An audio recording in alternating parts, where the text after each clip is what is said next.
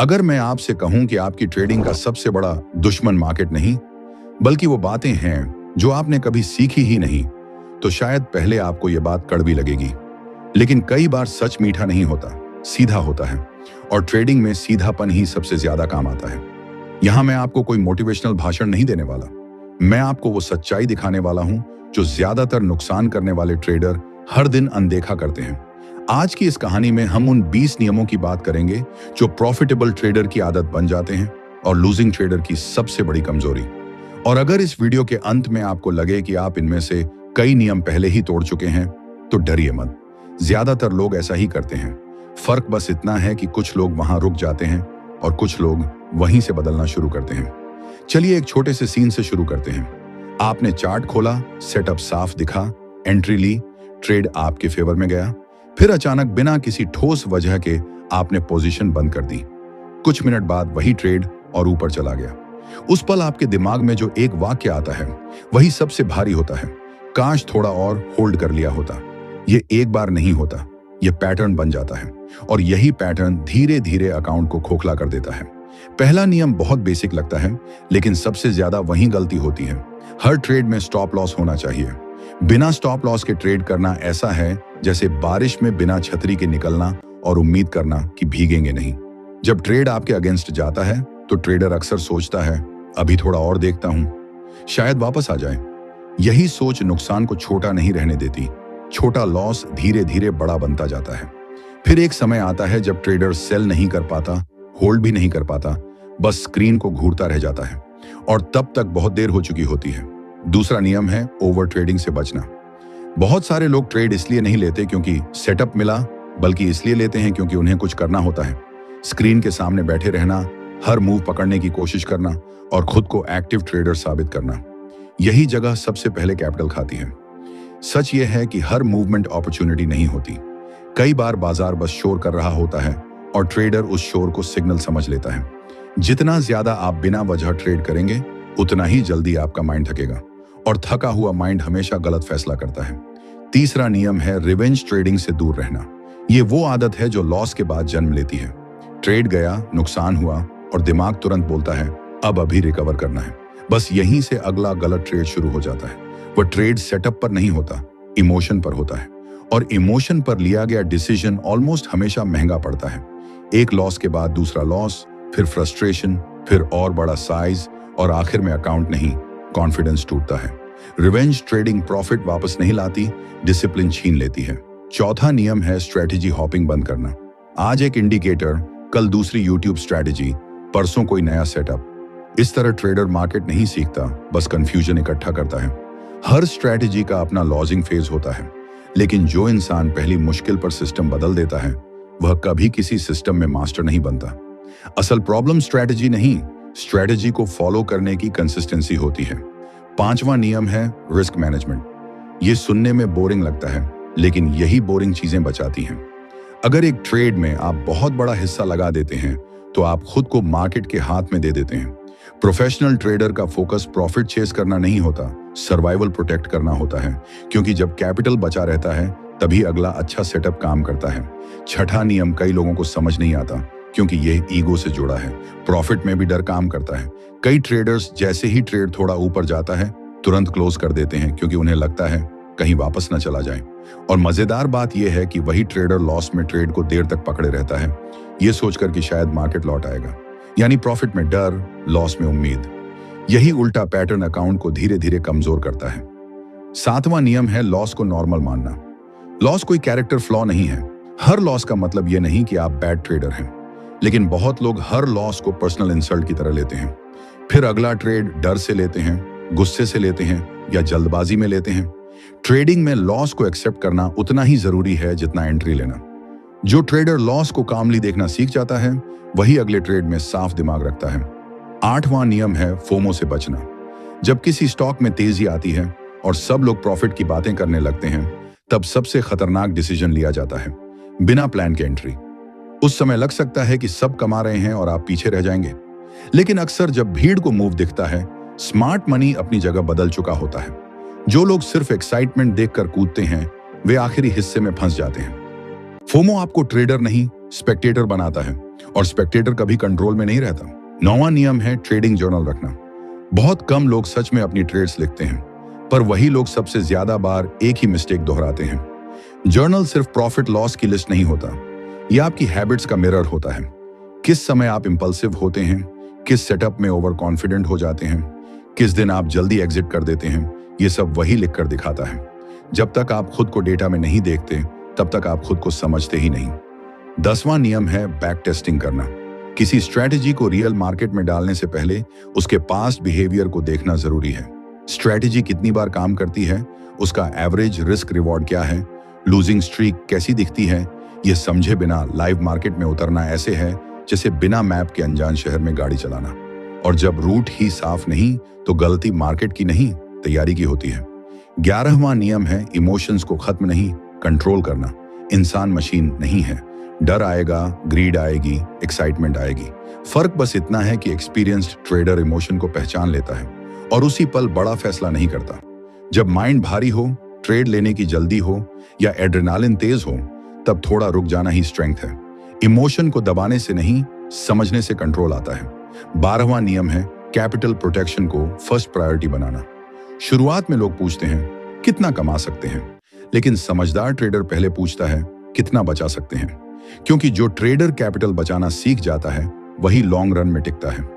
जो हर बार जल्दी पैसा बनाने के चक्कर में रिस्क बढ़ाता है, वह एक दिन मार्केट को नहीं, अपनी इम्पेशंस को पैसा दे देता है।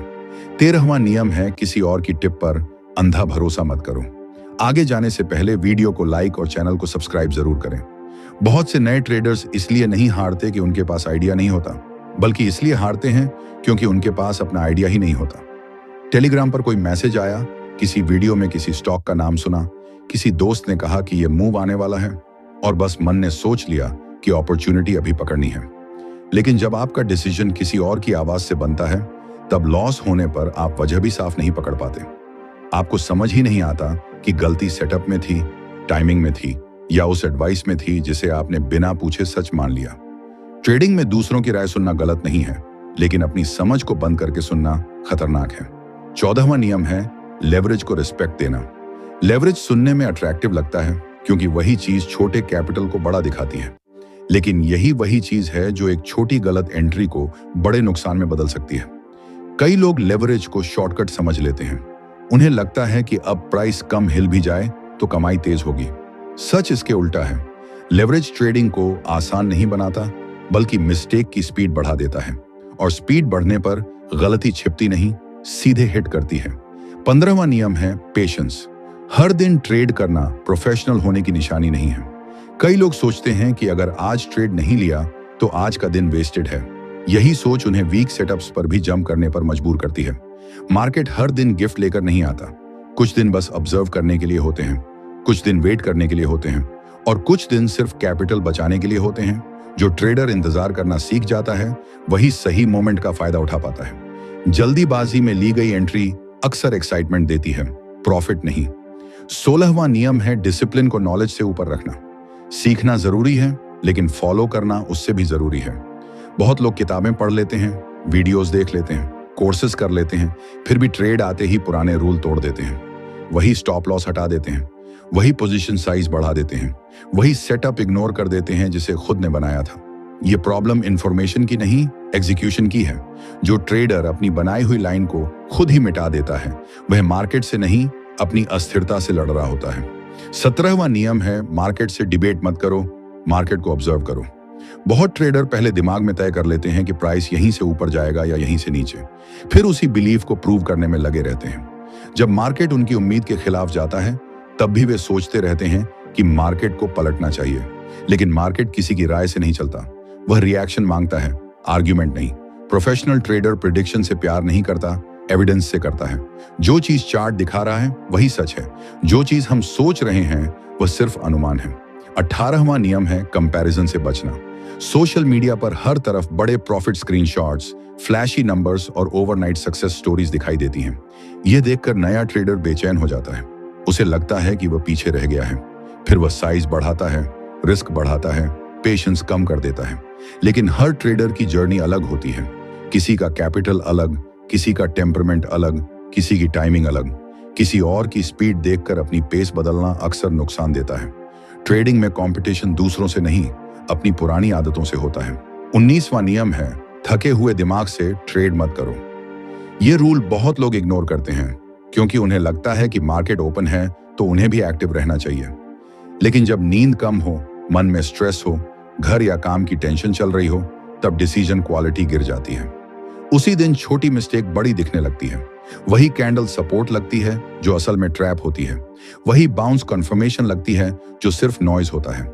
थकान ट्रेडर की इंट्यूशन को भी कंफ्यूज कर देती है। इसलिए ब्रेक लेना कमजोरी नहीं, प्रोफेशनल बिहेवियर है।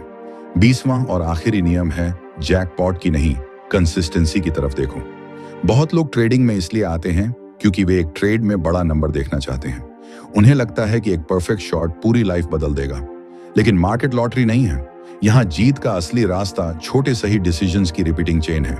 एक सेटअप, फिर दूसरा, फिर तीसरा, बिना ड्रामा, बिना ईगो, बिना ओवर रिएक्शन। जो ट्रेडर हर बार बड़ा हिट ढूंढता है वह रिस्क भी बड़ा करता है और फिर एक ही दिन में महीनों की मेहनत उड़ जाती है। कंसिस्टेंसी बोरिंग लग सकती है, लेकिन यही बोरिंग चीज कैपिटल को सरवाइव कराती है। यही बोरिंग चीज कॉन्फिडेंस बनाती है। यही बोरिंग चीज लंबे समय तक टिकाती है और टिकना ही असली जीत है। उस ट्रेडर की कहानी यहीं से नहीं, यहीं से शुरू होती है। बाहर से देखने पर सब कुछ नॉर्मल लगता है। एक कामकाजी इंसान, थोड़ी एक्स्ट्रा इनकम की उम्मीद और मार्केट में अपनी जगह बनाने का सपना। लेकिन अंदर से कहानी कुछ और थी। पहले महीने में थोड़ा प्रॉफिट आया और यही पहला ट्रैप था, क्योंकि फर्स्ट प्रॉफिट ट्रेडर को यह नहीं सिखाता कि वह कितना अच्छा है। फर्स्ट प्रॉफिट ट्रेडर को यह महसूस कराता है कि वह मार्केट को समझ गया है। बस यहीं से गलती की नींव पड़ती है। कॉन्फिडेंस धीरे धीरे ओवर कॉन्फिडेंस में बदल गया। पोजीशन साइज पहले से बड़ा होने लगा। उसने सोचा अगर एक सेटअप ने कल काम किया तो आज भी करेगा। अगर एक ट्रेड ने फायदा दिया तो अगला भी देगा। लेकिन मार्केट इंसान की मेमोरी से नहीं चलता। मार्केट हर मोमेंट नई भाषा बोलता है और जो ट्रेडर पुरानी सक्सेस को लेकर अगला ट्रेड लेता है वह अक्सर बिना देखे पानी में कदम रख देता है। फिर एक दिन उसने स्टॉप लॉस को थोड़ा दूर कर दिया। उसे लगा मार्केट को ब्रीदिंग स्पेस देना चाहिए। यह लाइन सुनने में बहुत समझदार लगती है, लेकिन अक्सर नुकसान को इजाजत देती है। ट्रेड उसके खिलाफ गया। पहले उसने वेट किया, फिर थोड़ा और वेट किया, फिर उम्मीद की कि कैंडल पलट जाएगी। और जब तक उसने सच को स्वीकार किया, तब तक जो लॉस मैनेजेबल था वह अनकंफर्टेबल हो चुका था। उस दिन उसने अकाउंट नहीं खोया था, उसने क्लैरिटी खोई थी। क्योंकि एक बार ट्रेडर अपने रूल को एक्सक्यूज के जरिए तोड़ देता है तो अगली बार तोड़ना और आसान हो जाता है। धीरे धीरे रूल तोड़ना आदत बन जाता है और आदत टूटने की शुरुआत नहीं, अकाउंट टूटने की शुरुआत बनती है। उसके बाद रिवेंज ट्रेडिंग शुरू हुई। यह सबसे खतरनाक फेज होता है क्योंकि उस समय ट्रेडर मार्केट से ट्रेड नहीं कर रहा होता, वह अपनी हार से बदला ले रहा होता है। उसे लगने लगा कि एक लॉस को दूसरी ट्रेड से तुरंत रिकवर कर लेना चाहिए। फिर एक और एंट्री, फिर एक और एग्जिट, फिर एक और गलत डिसीजन। हर बार उसे लगता कि अगला ट्रेड प्रीवियस मिस्टेक को मिटा देगा, लेकिन मार्केट इमोशनल डेट माफ नहीं करता। वह हर इंपल्सिव डिसीजन पर और सख्ती से जवाब देता है। कुछ दिनों में उसने स्ट्रैटेजी को दोष देना शुरू किया। उसे लगा फ्रेमवर्क गलत है, इंडिकेटर खराब है, सेटअप काम नहीं कर रहा। लेकिन असली प्रॉब्लम यह थी कि स्ट्रैटेजी कोई मशीन नहीं थी। उसे हैंडल करने वाला दिमाग अनस्टेबल हो चुका था और अनस्टेबल माइंड किसी भी स्ट्रैटेजी को नुकसान की मशीन बना सकता है। फिर उसने अपनी स्ट्रैटेजी बदल दी और यहीं सबसे बड़ा इल्यूजन पैदा हुआ। ट्रेडर को लगता है कि नया सिस्टम उसकी पुरानी प्रॉब्लम्स मिटा देगा, लेकिन अगर बिहेवियर वही रहे तो नया सिस्टम सिर्फ नया नाम होता है, नया समाधान नहीं। उसने एक नई मेथड सीखी, फिर दूसरी, फिर तीसरी। हर बार शुरुआती ट्रेड्स थोड़े अच्छे गए क्योंकि मार्केट कभी कभी कंफ्यूजन को भी रिवॉर्ड दे देता है। लेकिन जैसे ही फर्स्ट डिफिकल्ट फेस आया, उसने फिर सिस्टम को छोड़ दिया। अब उसे यह समझ ही नहीं आया कि वह स्ट्रेटेजी सीख कर रहा था या एस्केप राउट। ज्यादातर लूजिंग ट्रेडर्स इसी लूप में फंसते हैं। उन्हें लगता है आंसर बाहर है, इसलिए वे YouTube, Telegram, tips, indicators, formula सब इकट्ठा करते जाते हैं। पर असली आंसर उनकी ओन बिहेवियर हिस्ट्री में छिपा होता है। उसकी सबसे बड़ी गलती यह थी कि उसने अपने ट्रेड नहीं लिखे। अगर जर्नल होता तो साफ दिखता कि नुकसान हमेशा उन्हीं दिनों हुआ जब वह टायर्ड था, जब वह जल्दी में था, जब उसने एडवाइस पर एंट्री ली, जब उसने साइज बढ़ा दिया या जब उसने स्टॉप लॉस हटाया। लेकिन जब डेटा नहीं होता तो ट्रेडर मेमोरी के भरोसे चलता है और मेमोरी सिलेक्टिव होती है। वह जीत याद रखती है, गलती छुपा देती है। इसीलिए वही इंसान बार बार कहता है कि सिस्टम तो अच्छा था, बस उस दिन लक साथ नहीं थी। जबकि सच ये होता है कि सिस्टम नहीं, सेल्फ कंट्रोल साथ नहीं था। धीरे धीरे कैपिटल घटने लगा। पहले नुकसान छोटा लगा, फिर नॉर्मल लगा, फिर अनअवॉइडेबल लगा। यही सबसे खतरनाक स्टेज होती है जब ट्रेडर लॉस को सरप्राइज नहीं, रूटीन समझने लगता है। एक बार रूटीन बन गई तो सुधार की अर्जेंसी भी कम हो जाती है। अब हर ट्रेड इमोशनल वेट लेकर आता है। प्रॉफिट आता है तो डर लगता है कि कहीं वापस ना चला जाए, लॉस आता है तो पैनिक होता है कि कहीं अकाउंट ही खत्म ना हो जाए। इस स्टेज पर ट्रेडर मार्केट में नहीं, एंजाइटी में ट्रेड कर रहा होता है, और एंजाइटी के साथ लिया गया हर डिसीजन प्रोबेबिलिटी को नहीं, डैमेज को बढ़ाता है। उसी समय उसने सोशल मीडिया पर दूसरों की बड़ी विंस देखी। किसी ने एक दिन में बड़ा नंबर दिखाया, किसी ने स्क्रीनशॉट डाला, किसी ने कॉन्फिडेंस के साथ बोले बिना डबल सोच के ट्रेड कर लिया। हमारे ट्रेडर को लगा प्रॉब्लम उसकी स्पीड में है, इसलिए उसने रिस्क और बढ़ा दिया। ये मोमेंट अक्सर सबसे महंगा पड़ता है, क्योंकि जब इंसान अपनी पेस छोड़कर किसी और की रेस में कूदता है तो वह अपनी कैपेसिटी नहीं, अपनी कमजोरी ट्रेड कर रहा होता है। उसने एक बड़े साइज का ट्रेड लिया और वह ट्रेड अगेंस्ट चला गया। उस एक डिसीजन ने महीनों की मेहनत, उम्मीद और बची हुई स्टेबिलिटी सब पर चोट कर दी। अब जरा सोचिए, उस इंसान की असली हार किस दिन हुई थी? उस दिन जब उसने बड़ा लॉस देखा? नहीं। उस दिन जब उसने जर्नल नहीं लिखा? नहीं। असली हार उस डे शुरू हुई थी जब उसने पहला रूल तोड़ा था और खुद से कहा था, यह तो बस एक छोटी सी एक्सेप्शन है। ट्रेडिंग में स्मॉल एक्सेप्शंस सबसे बड़े लॉसेस बनाते हैं, क्योंकि एक बार नियम छोटा लगने लगे तो अनुशासन भी छोटा लगने लगता है, और जब अनुशासन छोटा हो जाए तब कैपिटल का बड़ा हिस्सा हमेशा खतरे में रहता है। अब असली सवाल यह नहीं है कि आप कभी गलती नहीं करेंगे।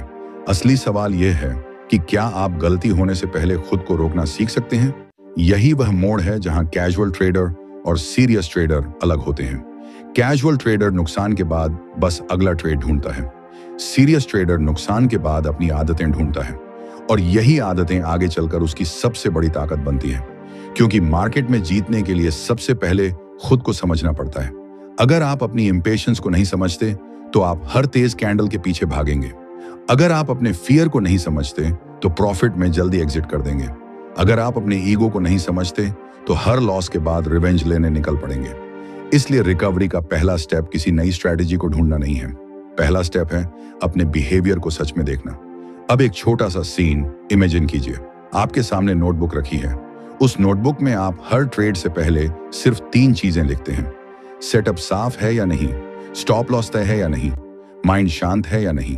अगर इन 3 में से किसी एक का जवाब भी वीक है तो ट्रेड नहीं लेना।